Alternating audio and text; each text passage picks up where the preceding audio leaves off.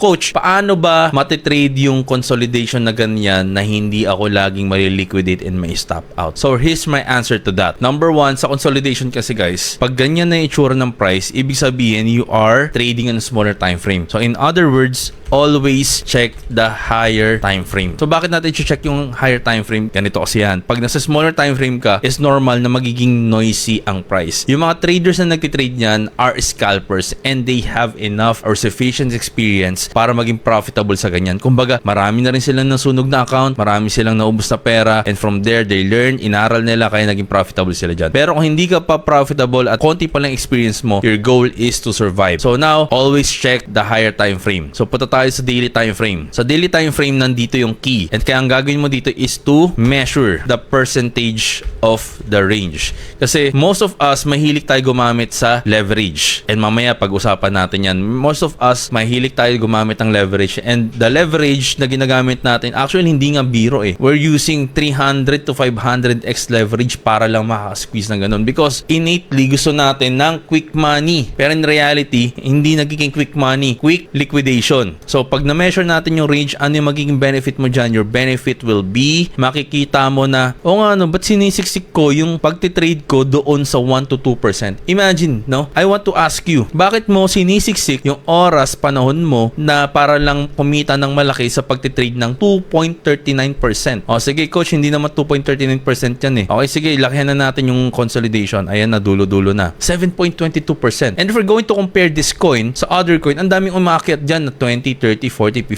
50%. And kung gusto mo ng malaking kita, yun dapat yung i-trade mo. Kung gusto mo ng malaking galaw, yun dapat yung i-trade mo. Hindi nagsisiksik ka sa maliit na consolidation and magugulat ka biglang bumabagsak. Again guys, this kind of setup requires a high level of skill and understanding kung ano ba yung nangyayari sa market. Kasi kung hindi mo alam kung ano yung magiging next na galaw, dito mauubos lang at you will end up at revenge trading. Punta na tayo doon sa pinaka-juicy na part. Na-check mo na yung higher time frame. Grabe. Ang late lang pala nito consolidation na to. Number 2, na-check mo yung range. Wow, grabe. Sobrang late lang pala nito. Ba't ko sinisiksik yung sarili ko sa pagtitrade na to? Now, number 3, think in terms of risk to reward. Kasi kung i-risk to reward natin ito, tapos sa stop loss mo will be 2% with the proper use of leverage, definitely ang magiging target mo is nandito pa. Sa taas, sabihin natin 1:3 ratio. Or conservative, 1:2. Nandyan siya dapat, which is pasok na pasok dito sa order block na to, or also known as resistance para sa aming mga otits na trader.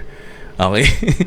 So, sa mga Gen Zs, ayan, this is what you call order block, di ba? Ayan, so, kung pagbabasehan natin yan, this is going to be our resistance. So, ito yung trade mo. Nandito yung stop loss mo, ito yung validation point mo, and dapat naka-hold ka pa rin hanggang ngayon. And if you're going to think terms of risk to reward, ang mapapansin mo din dyan, dapat hindi ka labas-pasok ng labas-pasok. Because kung labas-pasok ka ng labas-pasok with that trade, definitely it will incur losses kahit hindi ka patalo. Because sa financial market, guys, sa trading, everything will cost you money. And one of the reason kung bakit magbi-bleed ka kahit hindi ka patalo or stop out is you are paying platform fees. Kung yung platform mo mataas pa yung spread, then sobrang laki ng talo mo niya, magugulat ka na, dapat pala hindi ko na kinlose yung trade na yon, valid pa pala. So one of the reason kung bakit ang common driver nito sa trader kung bakit nangyayari yung ganyang behavior is because nagmamadali kumita ng malaki. So kung titignan mo to, dapat naka-hold ka lang dyan ng matagal, wala ka pa naman 1:2 na trade. Coach, matagal kasi yung time frame na yan, daily. Yes, that's correct. Matagal talaga siya. Mas maganda na matagal kaysa naman madali mo ubos yung account mo. Ikaw, pili ka.